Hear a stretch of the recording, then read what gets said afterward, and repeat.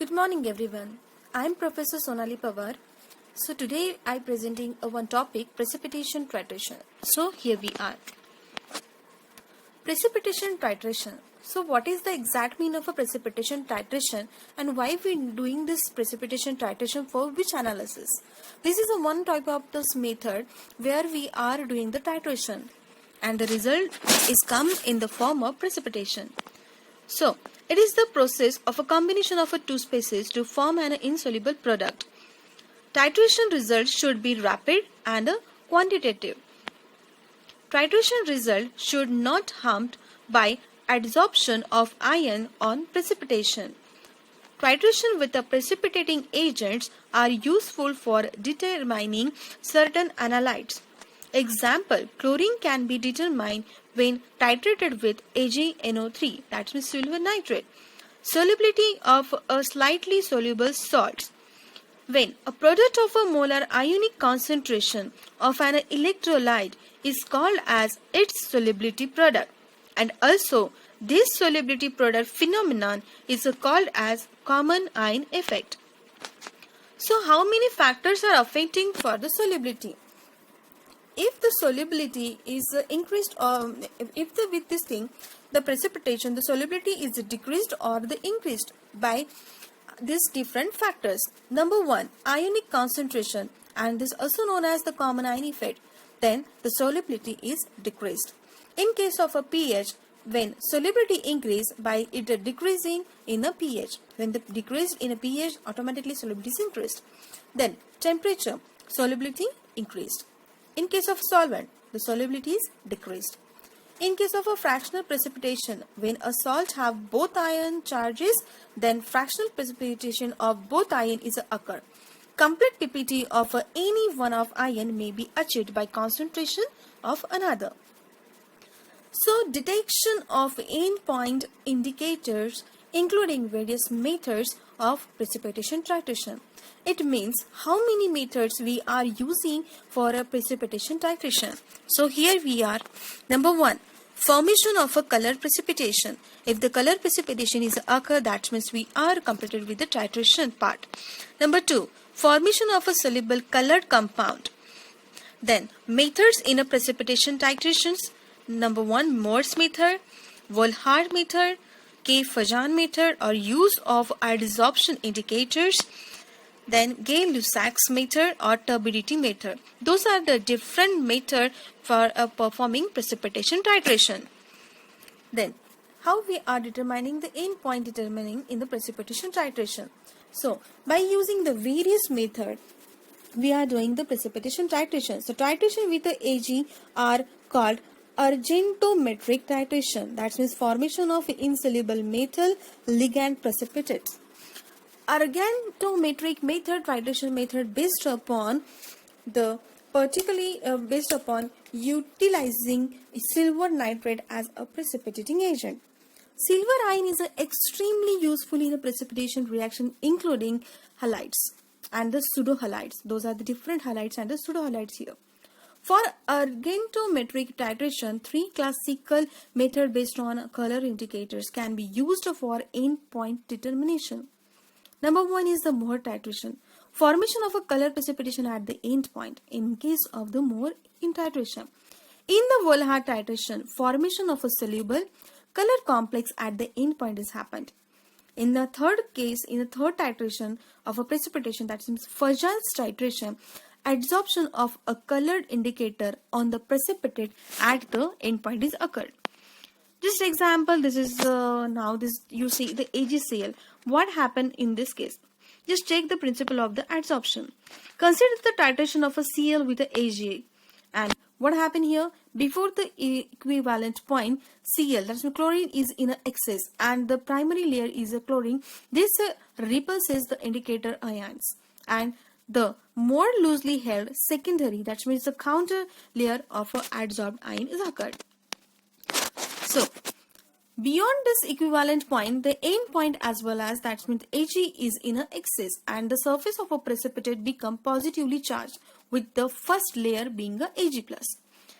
This will not now attract the indicator anion and adsorb it in the second counter layer. see in this figure. So the color of the adsorbed indicator is different from that of this unadsorbed indicator, signaling the this completion of the titration. As we know that how many methods are there and what type of the results is come through. The decrease of adsorption of an indicator can be decreased by increasing the acidity. Since the fluorescence and its derivatives are weak acid, the pH of the solution should be slightly alkaline to keep the indicator in the anion form, but at the same time is not alkaline enough to convert the Ag into the AgOH. Fluorescence derivatives that are stronger acids than fluorescence, like eosin, can be used at an acidic pH without any problem. So here is the one of the titration curve for a argentometric method. Plots of the titration curve are normally sigmoidal curved and considering of the PAG of the analyte versus volume of a AgNO3 solution added. Example, here the titration of this chloride with the silver. If you are seeing here what exactly happened in that case. Here is the one plot with the high and the low calcium chloride. Just before we see on this graph. So this is again the reaction part, the end indicator of arginine titration. What actually happened in this, we already seen in this diagrammatic form. Now, method in a precipitation titration. If you are seeing here commonly used silver measurement, in which method, which indicator are using here? Mohr method, Vollard method and Fajan method, and their indicators are here. So, detection of an endpoint, what type of the chemical reaction happened in this method and what type of the things is come out. In a Mohr's method, the precipitation type of the reaction is happened. In Fajan's method, the adsorption method kind of thing is happened. This nothing but is the Fajan method. And third one is the Vollard method for the silver analyte. Sensor we are using by using the potentiometric or the amperometric titration. We are again doing this with the help of this instruments. The chemical type are also classified into indicator reacting with the titrant forming specific color and number 2 adsorption indicators. So this is the Mohr method. So this is the direct method. Basic of a endpoint is a formation of a colored secondary precipitate. What type of the indicator we are used? Soluble chromate salt, Ni. This method utilized chromates as an indicator. Example, chromate form a precipitate with the Ag+, but this precipitate has a greater solubility than the AgCl. Therefore, the AgCl, that means the silver chloride is formed first, and after the chloride is consumed, then the first drop of Ag is excess will react with the chromate indicator, giving a reddish precipitate. This is the reaction here. What reaction is that? And afterward, reaction is the yellow color, it is converted to the red color. Here is the description in a detail. So this is the reaction what we just seen here. So second one is a Mohr method for a chloride determination. This is the realized on a KSP differences for a 2 insoluble silver salt. Here the reaction in between this silver and the chloride. Silver chloride is happened. Then what exactly is these are the different reactions of the Vollard methods, if you are seeing. So Vollard method, this is an indirect method for a chloride determination where an excess amount of a standard Ag is added to the chloride solution containing Fe3 as an indicator. The excess Ag is then titrated with a standard SCN soluble solution until a red color is obtained with result from the reaction. This is the reaction here. The indicator system is very sensitive and usually good results are obtained. The medium should be acidic to avoid the formation of FeO3.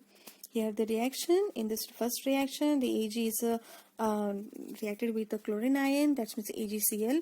In the second reaction, we are seeing this ion is reacted and further the reactions.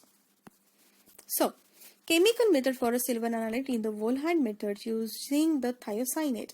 If in a last YouTube lecture we seen about this iron, that means limit test of a iron, in that this Volhard method is used, as a thiocyanate is used in that case. Okay, so this is the same from this thing. Okay,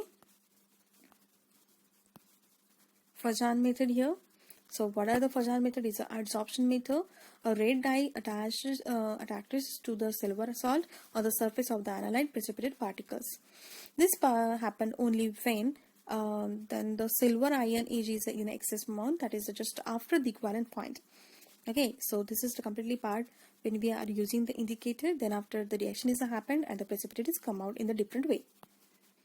Okay, this is the Fajan titration. Okay, this is the Fajan molecule titration part, uses the adsorption indicator. This is the indicator used in that case. Those are the different determination chloride containing a natural water by the Morse and the Vollard method by using this thing, and by using the different indicators. The uses of a precipitation titration, most used for a neutralization reaction. When the salt is occurred, the precipitation can be observed. We use indicator to see the pH ranges. Number 2, PPT titration, that means the precipitation titration, is used for such a reaction when the titration is not recognized by changing the colors. During the reaction, a salt is precipitated as the titration is completed. Precipitation titration is an imperimetric titration in which the potential of a suitable indicator electrode is measured during the titration. It is used for determination of a chloride by Morse method using the silver nitrate. Thank you so much for seeing this all the slides for this topic, precipitation titration. Thank you. Good day.